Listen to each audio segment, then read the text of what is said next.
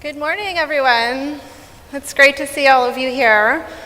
I'd like to start off by thanking Meera and her amazing team.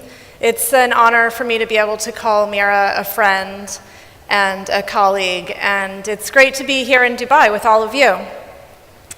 There's so many amazing women in the room, and it's nice to see that we have a few amazing men here with us as well. The topic of my speech today is Surprise the World. Be the unexpected. Congratulations. All of you, every single person in this room is a surprise. You have overcome great odds to become women in STEM. We need to work together to change those statistics and those odds so that in future generations, it's no longer a surprise or a challenge or an oddity for girls to choose STEM, to study engineering, math, to go into science, and to become successful leaders in these fields. I have a confession to make this morning. I am not a woman in STEM, but I have dedicated my career to becoming your #1 fan.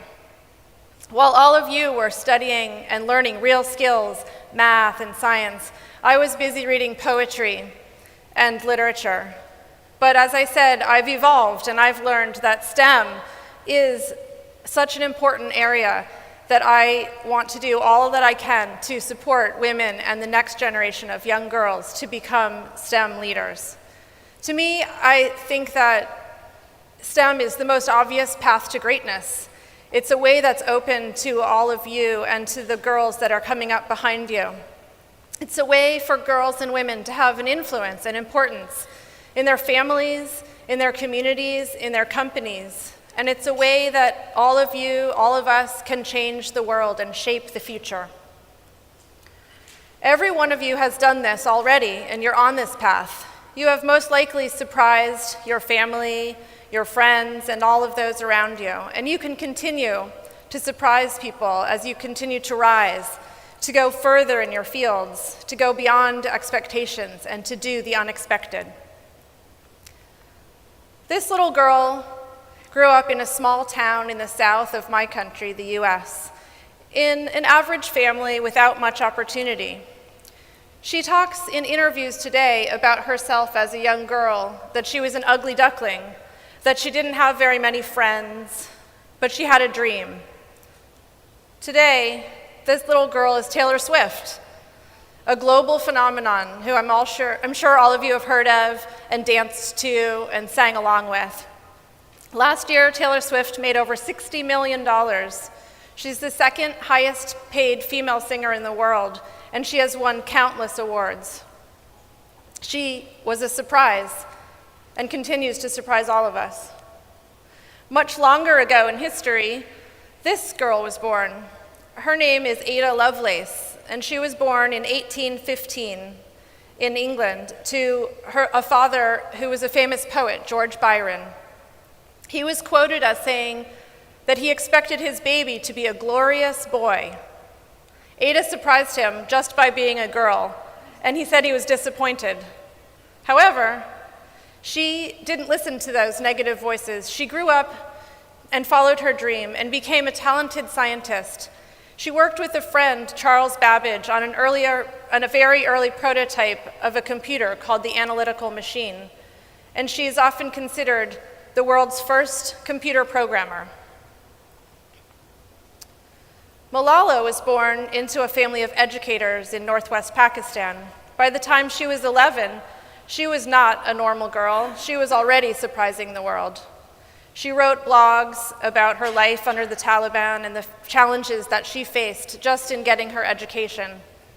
And when she boarded that school bus in October 2012, she was already an incredible activist and a force of change.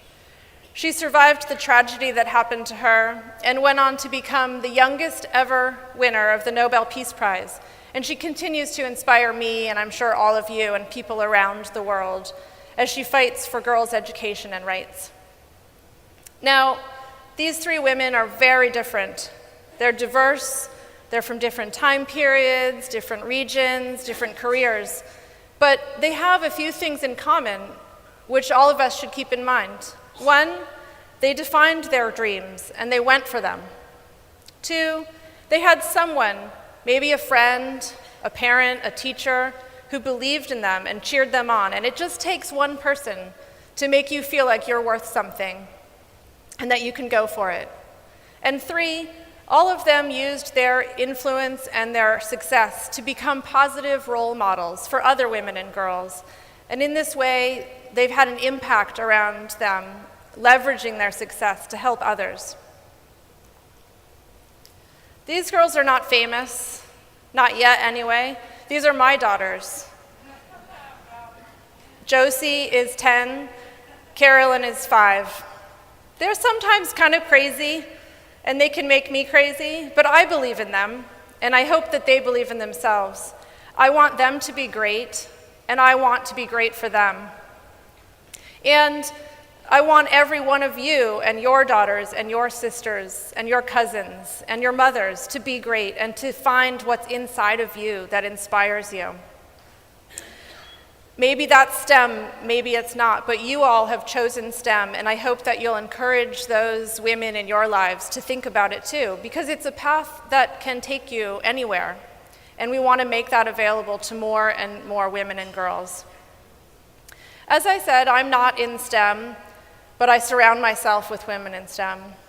I didn't have the experience that you all have had, probably in your studies and in your careers, where you're the only woman in the room or you're in a career dominated by men. However, I do try to regularly put myself into difficult situations. I like to take the road less traveled, to do the more challenging thing. Do I like to suffer? Do I like to be uncomfortable? No, but I know that each time I choose that path, I learn from it. I learn something new about myself, and I learn from the people around me. And almost always, it's an unexpected and memorable lesson, and it shapes me into who I am. During these difficult times, there are voices that tell me I'm crazy or I can't do it, but I shake that off, and I believe in what I want to do, and I stay laser focused on my dreams. And I know that all of you have had that experience, and I encourage you to continue to listen to the positive voices around you. Just 6 weeks ago, I took a huge leap and a big change in my life. I left a job where I had been for 10 years. I was the head of an office. I had a great team, a lot of responsibility, and a good salary and a steady job. And I had worked very hard to get there, and a lot of people thought that I was at the top of what I was trying to do. However, I started to feel that I wasn't growing and I wasn't finding new opportunities for myself. And I decided I had to leave, even though on paper it was a great situation. I was fortunate to have people who believed in me and in my potential. I have an amazing business partner who's here with me today, Heather Ramsey, who is on the jury. And I had my family and friends.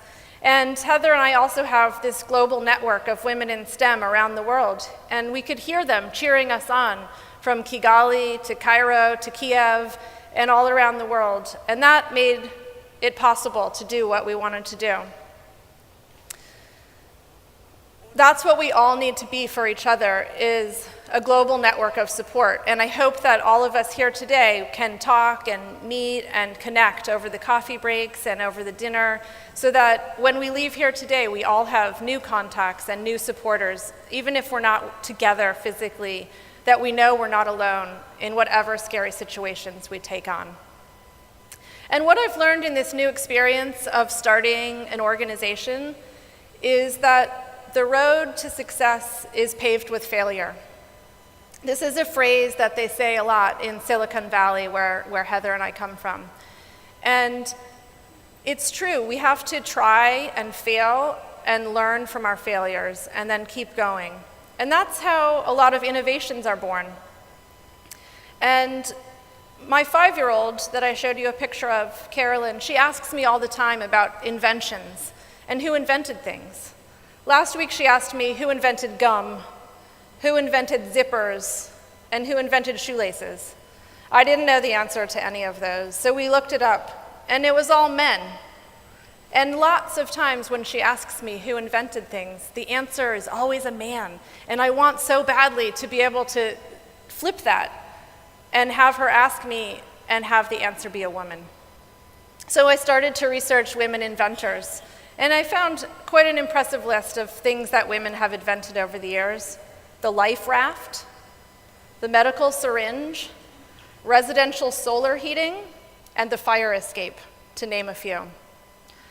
This woman, Josephine Cochrane, invented the dishwasher in 1887.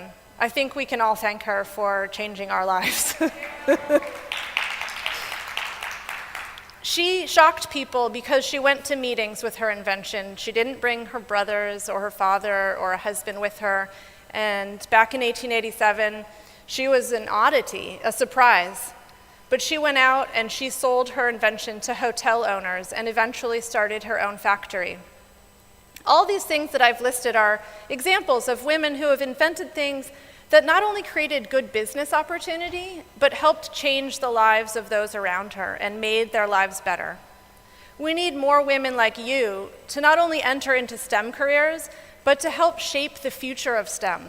We need women to create technologies, not just use them, because we need technologies created by women for women. And that will change the world and take us all into a new direction. We need to support each other so that we can help encourage each other and take these steps without being afraid. Let ourselves fail and know that someone will be there to catch us and help us back up again. And we can try again, learn, progress. I urge each of you to continue to believe in yourselves and to find a friend who maybe is considering dropping out of their STEM career or feeling discouraged. That's when they need your support. They need you to be a cheerleader. And with that support and belief system, we could all go beyond where we are, and we can help not only ourselves, but those women and girls around us. Please find a girl to mentor, a colleague to encourage, an invention to tackle. By doing this, we will together build a strong, healthy pipeline of women and girls in STEM. And we will ensure future technologies and the future itself is invented and shaped by women and for women. And if anyone tells you that you can't do it, or if you hear internal voices telling you to just shake it off, and please, just go for it. Surprise the world. Go further than you ever thought possible, and bring along your sisters and your daughters and your friends. Thank you.